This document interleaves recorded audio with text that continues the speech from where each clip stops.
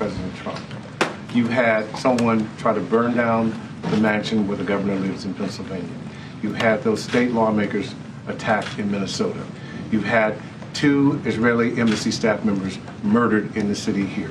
You had the Charlie Kirk assassination. You had the National Guardsman killed in the city.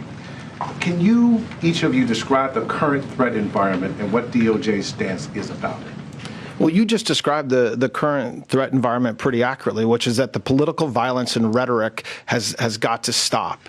And that's something President Trump said right after the incident on Saturday night. It's something that Carolyn Leavitt talked about a couple hours ago. It is something that is, when you have a president who and many people in this room, if we're going to be honest about it, have done it as well. They're just as guilty as a lot of people on X. When you have reporters, when you have media just being overly critical and calling the president horrible names for no reason and without evidence, without proof, it shouldn't surprise us that this type of rhetoric takes place. If you look at what it appears that this defendant had in his past, we're talking about somebody who is college educated, who has a job, who is otherwise living his life, and we'll find out more about him, as I expect, in the coming days and weeks. But he chose to do what he did, and so our threat environment is we are ready. I mean, I'm not going to go through what Director Patel just talked about with the way we responded, but this was something that we will always be prepared for,